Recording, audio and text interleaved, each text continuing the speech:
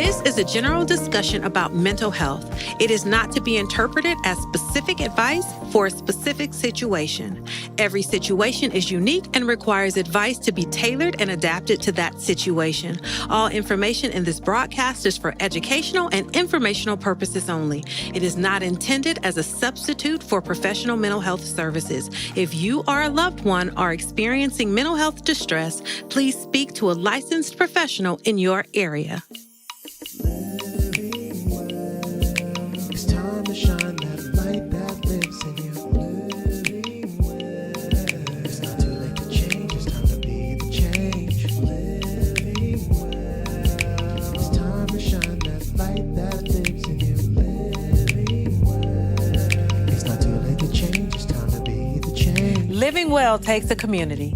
So remember to like and subscribe, and don't forget to share with a friend.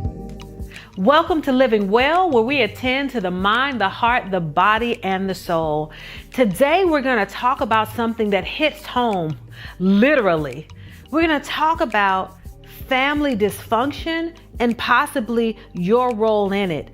And if not your role in it, how we can manage it and still love ourselves, and honor our families. This is not easy. It's not easy to navigate. It's not easy to talk about, nor is it easy to change. But we're here today to talk about the stuff that's not easy and to help you to get through it. So we want you to kind of sit back, get your mind, your heart, and your body ready to receive what we have for you today. We believe that today we're going to change some lives. So let's get ready.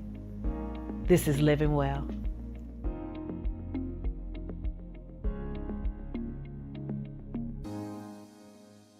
You already know what it is.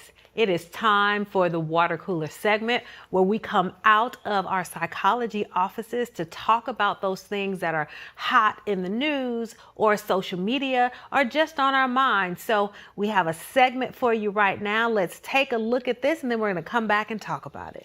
Seeing family you haven't seen in a while during the holidays can get kind of stressful, but you say that there are 3 steps we can follow to kind of decompress. I'm telling you, you would think that you would have learned this a long time ago, but it is. It gets busy this season. You have to catch up with your family, but there are sometimes some conversations that you really just don't want to have. Yeah. Like, are you still dating what's her name? Where's she at? And she kind of showed up. Or the question is, are you going to be getting married? Where the baby's coming? Then you have politics and religion. You really don't want to go there. But otherwise, you just don't want to talk about anything that you would prefer to just keep your own business.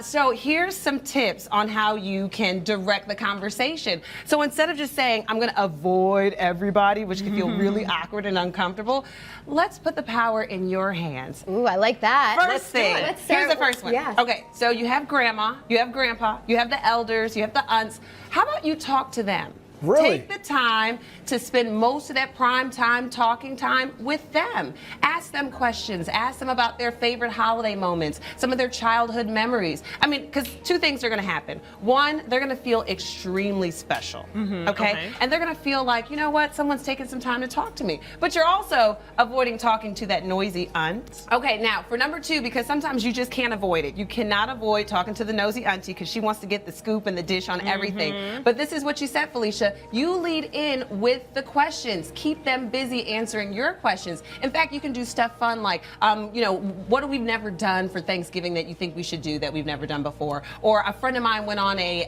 family vacation. You guys were talking about vacations. Say, hey, maybe we should go on a family vacation. What will we do?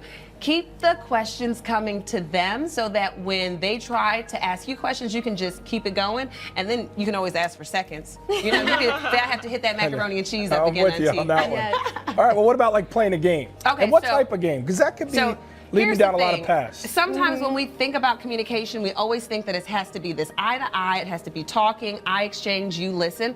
But how much is communicated when you really do play games? And I'm talking about maybe Uno. I've heard it gets really heated with Monopoly. Even that one app with the cell phone. Oh, on the phone. Heads up. I mean, take the time, spend 20, I'll kid you not, that will probably go on forever. And now you're engaging with your family, you're having a good time, you're building camaraderie, you're communicating in a different way, and it's gone through the game. Nice. So have that activity, have it in the back of your pocket. A lot of times it gets heated over the spades, or like I said, the spades table, that's where it goes down. the spades table, or like I said, Monopoly can get heated as well. But think about things outside of the box. I actually love, her tips. Right? I remember when my father-in-law, who passed away a few years ago, and he was well into his 80s. So first tip was talk to the elders. And I remember that I would love when I walk in the house, I would start with him and just sit down and, talk to him. And he would tell me so many wonderful stories about experiences that he had had, or we would really bond intellectually because he was a deep thinker. Like he thought deep. So I'd be like, oh, I got to put my deep hat on. Right. And so I would love just starting with him and having those conversations. I really miss that. So even thinking about starting with the elders, remembering they won't be with us forever. That's true. That's true. Especially, and the elderly, when you sit and I can think about my granny, and she's not here anymore. But when you sit and you talk to the elderly, you'd be amazed at what you learn. And then also you think about what it does for them. Right. To have the young folks engage them in conversation. So I think that's a excellent point, is to engage with the with the elders. Yeah, exactly. The other one she mentioned was lead with questions to try to throw people off so they can't ask you. Now that one, I don't know. Yeah. Because I'm like, if you got some pushy family, they gonna be like, girl, why you asking all this? Thank you. And then you're gonna have, it's gonna pop off between that conversation that you're trying to have. So I agree. I mean, I see definitely the point behind it, and it could be beneficial, but it depends on the family member, to be honest. It just depends on the family dynamics. Right. Some families you could engage in that, but some families you can't. But I do like the idea of the game. Oh, I know you do.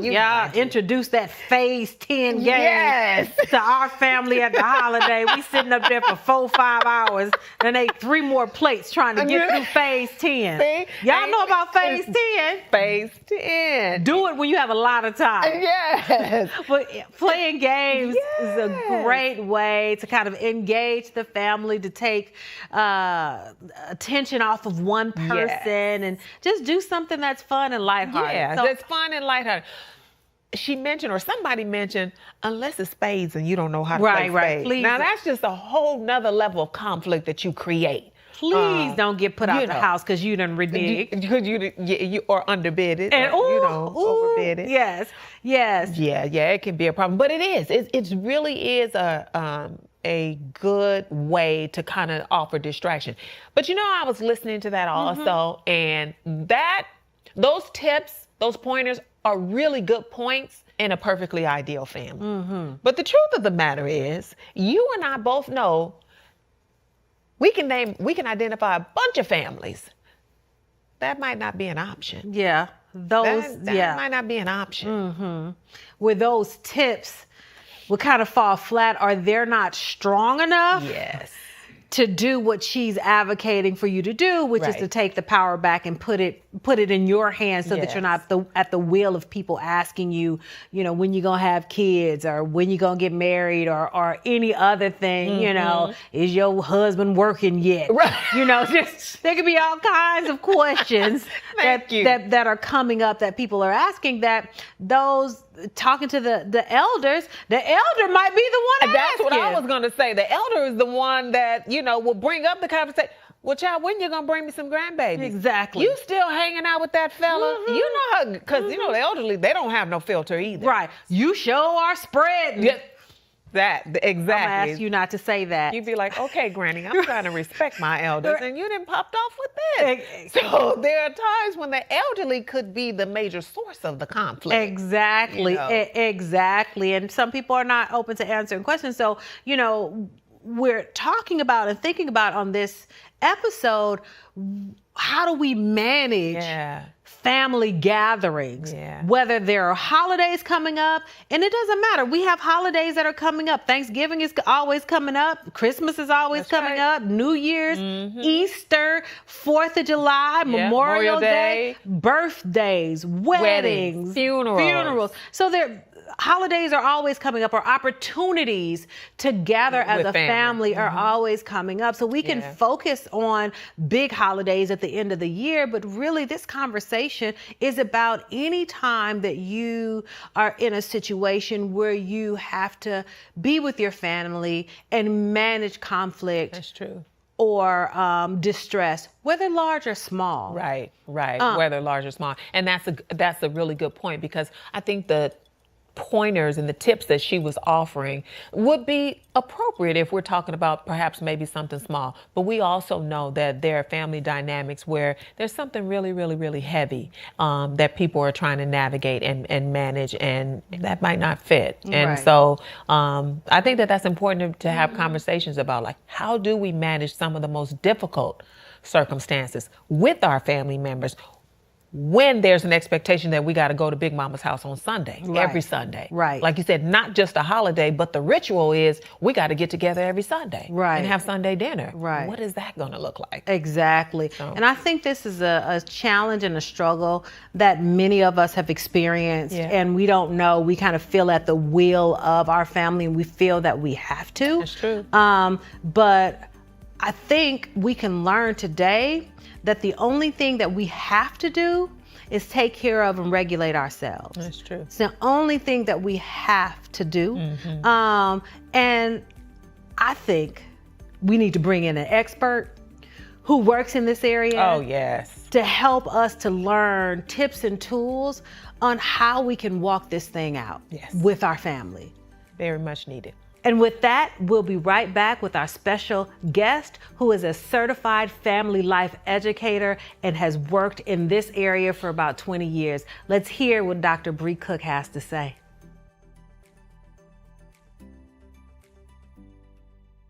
All right, and here we go. We have brought in our expert guest today. I am so happy to have my friend and colleague, Dr. Bree Cook. Dr. Cook is an amazing woman with some titles that I don't even know if I can pronounce. Oh. But currently, Dr. Cook is the Vice President of Pacific Oaks College in Pasadena, California. She is also a certified family life educator and trained as a psychologist. Thank you so much for being here. I know you've worked with families and children for many, many years, and so we are glad that you can lend your expertise to helping us to understand family dynamic, family conflict.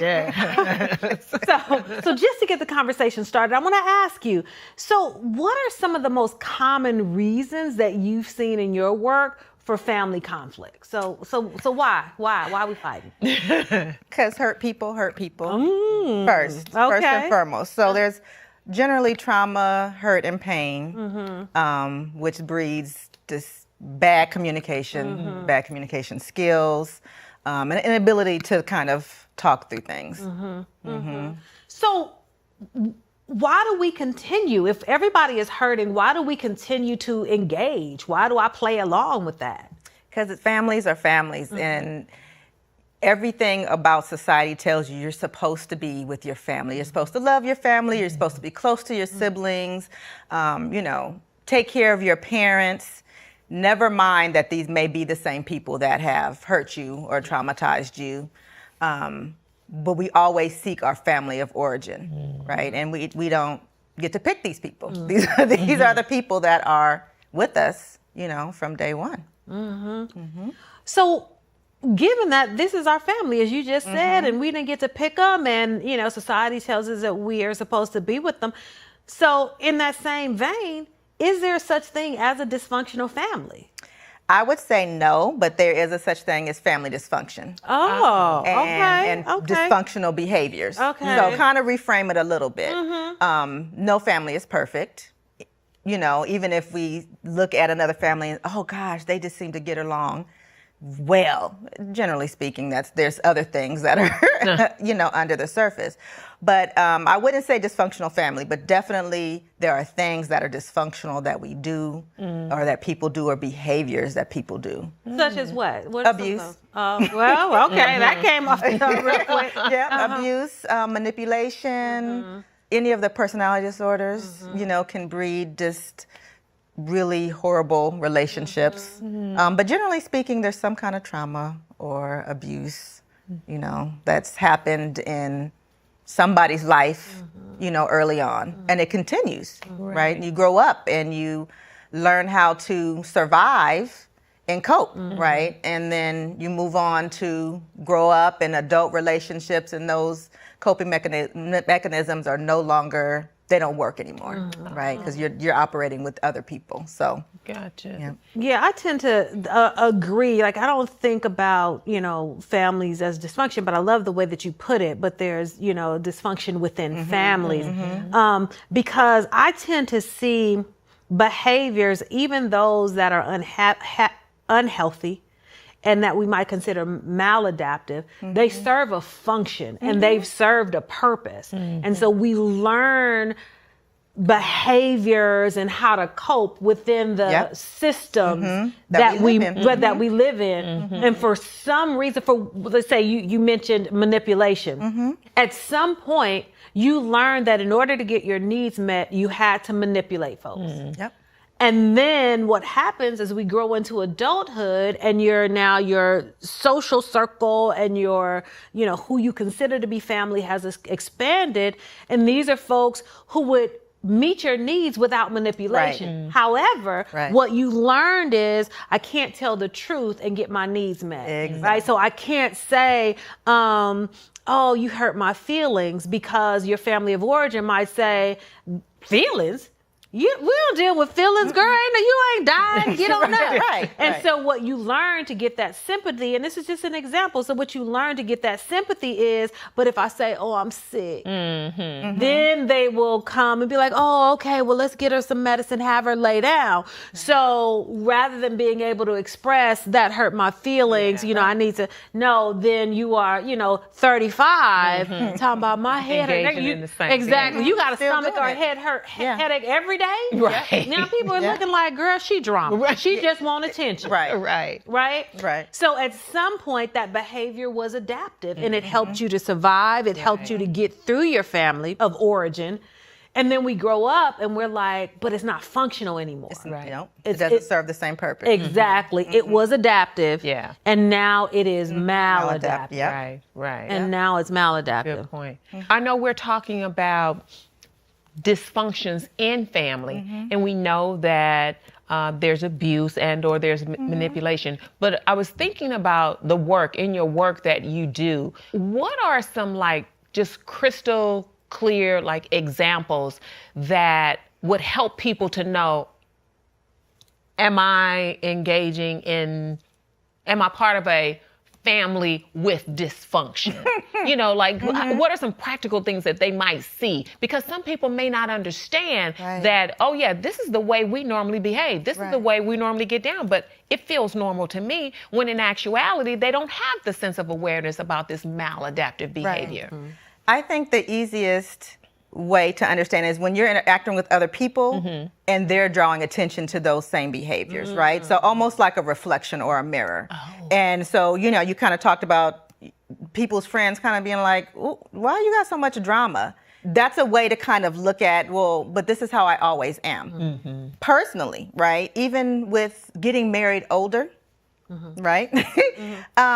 It took me listening to my husband reflect on some of the things that I was doing. I was like, oh, maybe that's not normal. Right? Maybe I don't need to do that, right? But then go around my family of origin and you pick that stuff right back up. You get right back into it. I think that's the easiest. But if you start to feel unwell, you have headache, you don't want to go, you don't want to be around, like anxiety, or your behavior starts to change because you got this family reunion, you got this holiday dinner you're getting ready to go to, and stress. You'll start to get stressed out. Like, I don't want to do this. So when you think about going to Sunday dinner regularly, not even the holidays, you know there's this family event coming up, and all of a sudden you got an upset stomach and making excuses, the anxiety. That's Even though the macaroni and cheese good. it may be, Right, you know, but if you And you you want to see your cousins that you don't have a toxic relationship with, and you want to spend time with the other, but it's just, I don't want. God, I got to deal with this. You know, you start to do that. Pay attention. You got to pay attention to what's going on with yourself. That's a good point. Especially, I like that you said about the reflection in the mirror. So that means you got to listen to the people when they say, when they tell you something, your loved ones or the people you are in relationship with or your spouse, listen to them.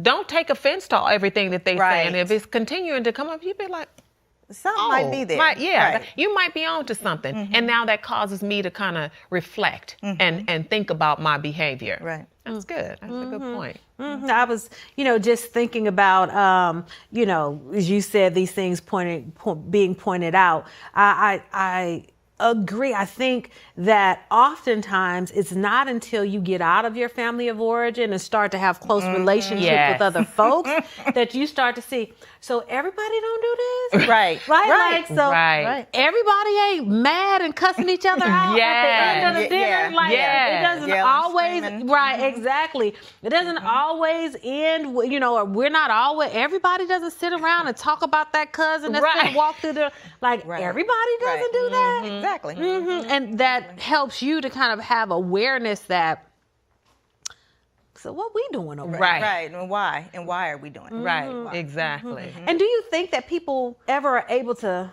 really understand why? Do you think that actually ever happens? Yes. Yes. I think, therapy is a great therapy is a great opportunity to gain some insight into why you operate that way and how the relationships influence that behavior, right? The relationships that you have. But it takes a lot of insight and self-awareness so you can set good boundaries. So you can kind of cut this toxicity out of your life. Yes. Or kind of at least heal from it. And I think too, that's a great point, because sometimes people think of boundaries as cutting people off. Right. But it doesn't mean that you have to cut them off. It just means that, that you have set limits. Right. Right. I always tell grown people, if you're going to someone's house, like if you don't live with your parents or your siblings or whatever, and you have another place that you live, that you reside, you can always get your keys. Right. Absolutely. Always. Absolutely. And know that going in, I'm going to be here for this amount of time. You may even tell your family members, I'm coming, I'm showing up, I'm bringing whatever, but I'm only going to stay for a little bit. Right. But one thing to remember is that you're setting boundaries. That means you're going to be interacting differently. These same family members where you have these relationships are used to you being one certain kind of way. So when you stop reacting and you stop engaging, they're not going to understand, and they're going to fight. They're going to fight against it. So it's going to get worse before it gets better. Right? Yeah. It's going to be you sensitive, right? We're talking about that. What's wrong with you? All of a sudden you change, and you are. But hopefully for your wellness. Right. Exactly. And for the better, and we're supposed to. Right. That part. We're supposed to change, right? We're supposed to grow and change and become a better version of ourselves every day. Now I'm triggered. I'm triggered because that whole, you've changed, how people have weaponized that so true. To be, to mean something negative. And it's like, because I don't want to engage in, unhealthy behavior. Exactly. Exactly. Now I'm the problem. Right. Exactly. That's it. And in psychology, one of the ways that we kind of think about this is that when one part of the system changes, the entire system has to change. But the system's job is to maintain homeostasis or balance. Stay the same. Right. So the system is going to try to pull you, pull back in so we can be how we've always been. And so you can expect that. Exactly. It's comfortable. And you not engaging in the argument or the gossip or keeping the secret now is disrupting. People are like, I don't know how to act. We knew how to act when we were being manipulated or manipulative. We knew how to act when we were, confrontational or aggressive, but we don't know how to act when you meet my aggression with a hug. Right. We like, wait a or minute. Distance, or just patience, or I'm not gonna yell and scream. Right. Okay, well, I'm gonna get ready to go now. I'll see you later. Right, exactly. And it's like, love you guys. What? Exactly. How you just going? What's happening here? I mean, it's a hard fight. Right. It's a hard fight. This right here, let me tell you, is going to set somebody free. We are literally, because what we're saying is it's so important to be prepared. When you decide to make a change, understand that everybody's not going to embrace your change. Not because you are making a wrong decision for yourself, but because the change in you means that I can't stay the same. And it represents a change that has to happen with me if we want to continue to engage in this relationship in a very different way. And I think that that is so crucial, that people understand as I continue to grow, understand what it will look like. Right. Because I am now creating a shift in other people, and they may not be ready. I'm ready and they may not be ready. They're not. And we have to be okay with that. Oh, and it takes time. It takes time. Yes. It may take years for there to be a healthy balance, and when you can be around family without that. But it also may never happen. Ooh. That's true. And so I think that is, we got to keep it real and be realistic. Yes. And that may mean that you're not able to be around certain family members. Right? And you have to make peace with that as well. I agree. It's like being prepared for what honoring your health and your mental health and your peace, what it'll bring, because everybody won't be on board and not everyone will get tired of trying to pull you in. That will be maybe their whole life's goal. That's it. Right? Is to pull you in. And so then you might need to make some hard decisions. Like, I'll stay until such and such comes, and then you're like, okay, love y'all. I'm gonna come early, and love you all. We're kind of leading into things that I was thinking about in preparation for this. So we're talking about creating boundaries. What are some other ways that we can handle the dysfunction within our family or the expectations of our family? What are some other ways that we can kind of handle and manage that? I think communication. Communication is key. So, taking off like extreme abuse or just abuse, off the table. In regular family dynamics, it's communicating. It's letting the person know this behavior is not, I'm not down for this anymore. Like, I don't want to continue to argue and fight. I don't want to continue to, operate this way whenever we're around each other, right? And communicate that you're going to be changing. Communicate that you're going to be setting these boundaries and limiting interactions. And that generally will help. Again, not overnight. It's going to take time, but I think being open and honest with yourself and then being able to communicate that to your family members that you probably still very much love and care about and are grieving, the change or loss of relationship is important. I think communication can help with a whole lot of healing and also change and setting the table for change and allowing for people to begin to react to what you're saying first. Right. Versus reacting to what you're doing and it's unspoken, because that in and of itself also could lead to more conflict. That's true. But if you set the table, set the right, table. And again, you might be met with, oh, you're going to see that therapist and she, or he, or look at you bougie now, you too good for us. Like, if you anticipate some of those things happening, you can manage your reaction to that. And you can also help remind them. Remember, I told you, I'm trying to turn a new leaf. Right. I'm trying to be better. I'm trying to lower my blood pressure. Right. And this is, remember, I talked to you about that. So you're going to have to say it multiple times. It's not going to be a one-time conversation. Just like therapy, you don't go once and then the problem's fixed, right? Right. That's true. Healing takes a long time. And if you're an adult, that means you've had this family dynamic your entire life. That's true. Changing it's going to take time. Yeah, I like that. I like the idea that communicating and having to say it more than once. Because, and think about it, that's what we do with our family. That's also what we do with our spouses. How many times if, there's something we're trying to correct or improve on, it means the conversation will come up multiple times. And it's so important that we understand we're able to extend that even to our family, because we might have to have this conversation with a parent, with a caregiver, with a sibling. I mean, when you think about the different roles in the relationship, sometimes it's hard. How do you have that conversation with the person who gave birth to you and or, nurtured you growing up, but nevertheless, an appropriate boundary is necessary, and it may warrant a conversation, and it may warrant a conversation that says, I'm gonna, put some space here, or I love you, but I'm gonna grab my keys. Right. And, and I think that's the communication piece is important, and people need to know that you can't just say, this is not a wham, bam, thank you, ma'am, and you're done. We got to continue to have those conversations. And I also think along those lines, what just came up for me is also managing your own expectations. You've lived with these people for your whole life. You've known them your whole life, right?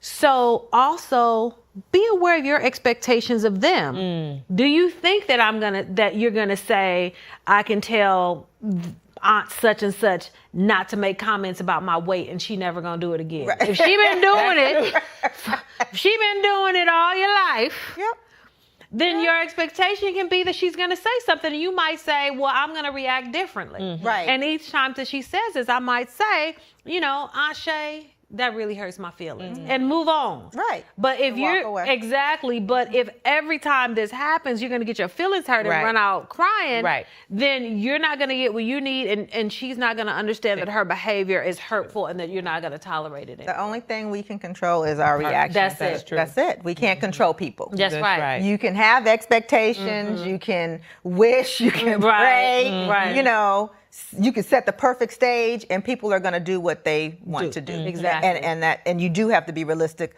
about that. Yeah, that's so true. I like to make the distinction between when our emotions and if we're offended by something, there's a difference in reacting versus responding. When we react with impulse. We're reacting to that trigger, to that offense. However, when we think about what was said, process now, what do I want out of this conversation, or what do I want to do differently? Then that gives me time to respond. And it's the responding that I think demonstrates our growth. And also when we can respond in a way like, you know what, that hurt my feelings. Right. Now other people can hear us when we learn to respond versus react. The I statements. Yes, using the I statements. Just came up for me. I'm like, I need to shout this from the mountaintops, dispelling this kind of myth that's permeating through the community, that's on social media. What you just said brought it to my attention. I am dispelling the myth right now that matching energy is not a good thing. I match energy, and people are happy about peace. Exactly. No, not if you want peace. And you're going to be in bondage. You surely will. Because my feelings, my behavior is dependent upon how you interact. Exactly. You don't have that power. Don't give nobody that much whatsoever. power. And people do not understand that when you're saying that, you're giving away all of your power. That's right. All of it. Because I love it when somebody goes to 10 and I'm able to sit there. Yeah. You At okay? a 2. Right. You okay? Right.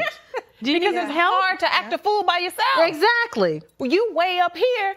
If I'm down here, you're going to get lonely up here. You have no choice but to come down. It's that soft response. Exactly. Especially if I really don't have feelings about the situation. Right. Especially if I'm why respond on 10? Right. Exactly. If I'm just like, I'm not really affected. What happens is now we're not even talking about the situation. Now I'm just mad because you mad. Thank you. Because you mad. You see this in the stores. Yes. You see this when people are reacting to other people that they might have conflict with in the service industry or all. And it's like, you can have a funky attitude, but I can still hold my peace. That's right. And I can leave. And I can leave. That's right. You don't have to stay. And going back to kind of what you had said earlier, you can pick up your keys and you can go. I can exit stage left.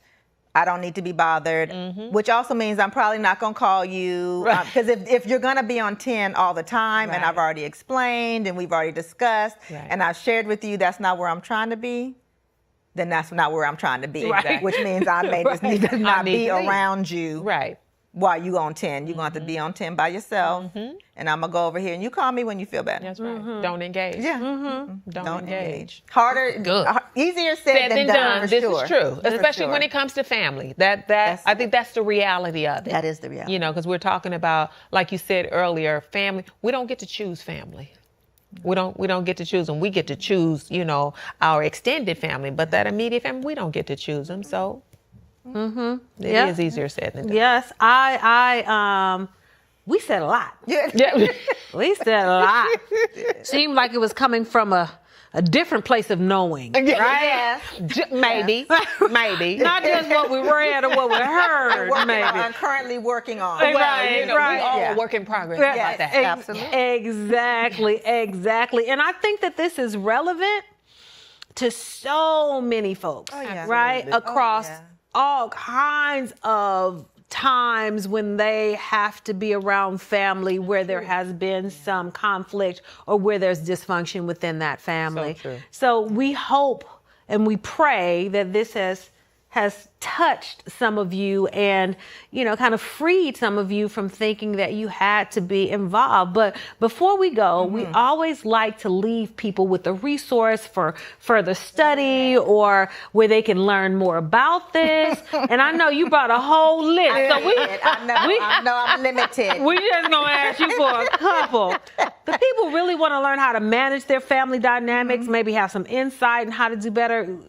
Tell the people what you recommend. So the one I would recommend is by Dr. Stephanie Moulton Sarkis. It's a book. It's called Healing from Toxic Relationships, 10 Essential Steps to Recover from Gaslighting, Narcissism, and Emotional Abuse. Wow. Repeat that. All right. Dr. Stephanie Moulton Sarkis, Sarkis, Healing from Toxic Relationships, 10 Essential Steps to Recover from Gaslighting, Narcissism, and Emotional Abuse. All right. And you can find that on Amazon. Absolutely. So check that out. You have Absolutely. a website for the folks? A website, CAMFT actually has a website called don't know what that is. California Association of Marriage and Family Therapy. Actually has a website called Black and Brown Therapists. You can actually just Google CAMFT, Black and Brown Therapists, and there's a list of websites that all have Black and Brown therapists on there. And I think that's important. I think when we talk about healing, therapy is going to be a critical component. And obviously I'm an advocate of going to therapy. But healing from these types of relationships and just learning how to take care of yourself. Yeah. Right. You know, and manage your peace. Right. These are go to a therapist who's trained on relationships. That's good.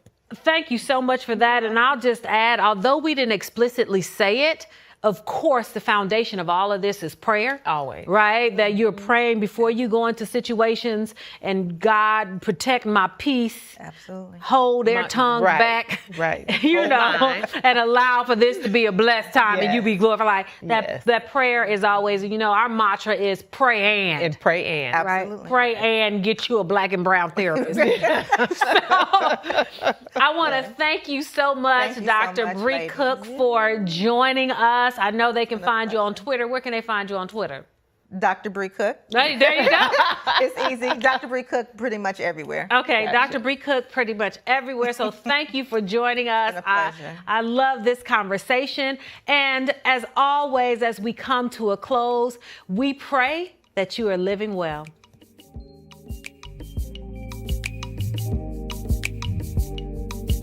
For more information and resources, be sure to check us out at normalizehelp.org. And you can always email us at livingwell@faithfamily.org to get a question answered or to tell us a story. You never know, your question might make it to air or be the subject of one of our episodes. See you next week.